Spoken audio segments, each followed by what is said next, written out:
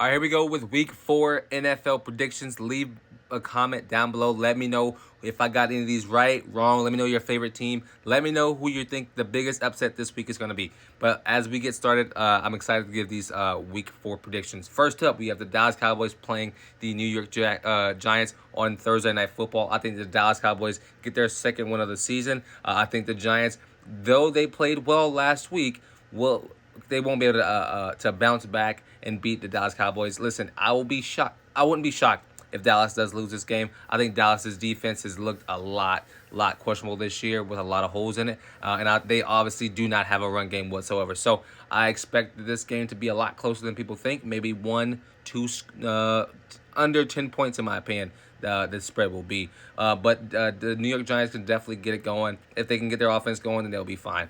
But I'm taking the Cowboys, obviously.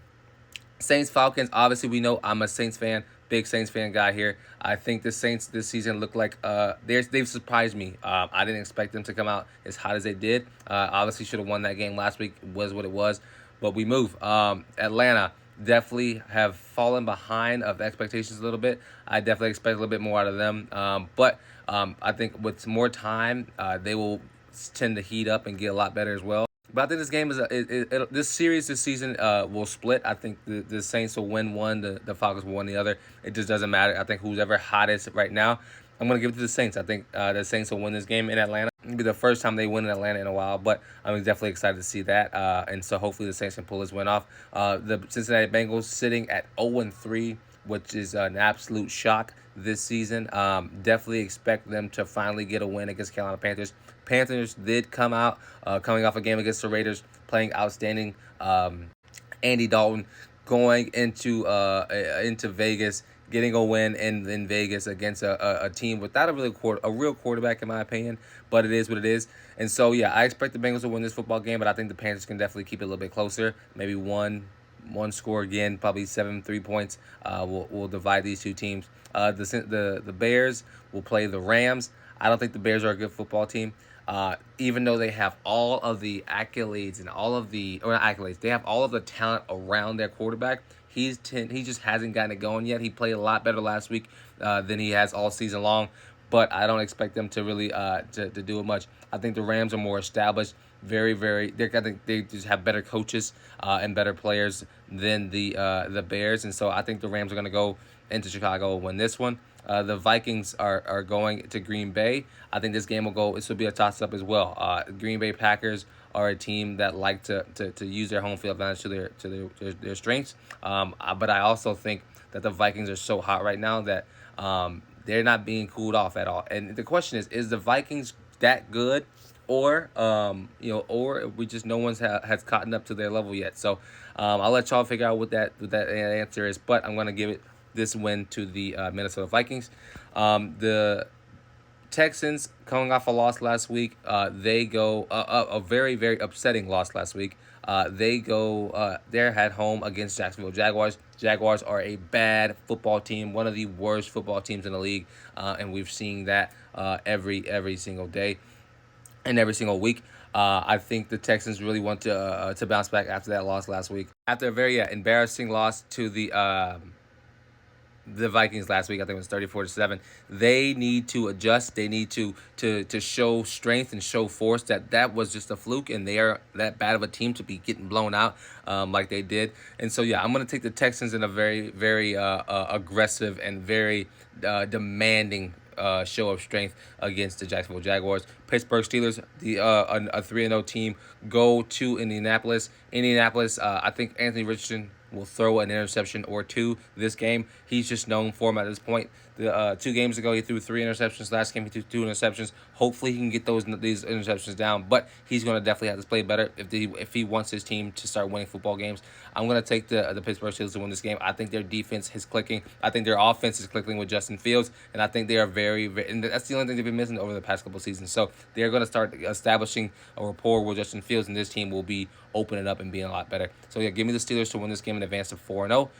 The Jets are at home against the Broncos. Broncos won last week, and some will say upset last week against Tampa Bay Buccaneers, who I think are I'm gonna say they're potentially one of the better teams in the NFC, and definitely in the NFC South anyway. But they could not get it done. They got blown out. Baker's finally got his number read, and the Broncos adjusted and Sean Payton's team for this team and team for that game. I think that's a very honeymoon phase type of pick. I think the Jets are slowly but surely starting to find their feet and find their force. I do think Aaron Rodgers' age is starting to show a little bit. He played fantastic last week, but can he keep that going? Can he bring that level of consistency? I don't know. So I'm excited to watch them play this week, and I'm going to take the New York Jets to win that game. Philly plays Tampa Bay Buccaneers in Tampa. It'll be a very, very wet game. I expect Philly to want to carry that streak after beating the Saints last week in a very, very hard game. I expect them to wake up and finally figure things out. Their offense is obviously a very, very strong and steamrolling offense, but I think when it comes to their receiving, even though last week Dallas Gobbert, I forgot his name. He had I think he had 170 yards last week on 11 catches. Saquon did his thing. He's now going to be without Devontae Smith and AJ Brown, so he's definitely going to have to figure it out and play figure a system out that works best. Kellen Moore's going to have to scheme something up for them against the Tampa Bay Buccaneers defense and offense. The offense of Tampa Bay Buccaneers, they've been rolling, but they've definitely slowed down a little bit. Not playing the best last week, obviously, and the week before a little slower as well. I think they lose this game. I think the Eagles are getting hot, and I think Tampa Bay are cooling off very fast.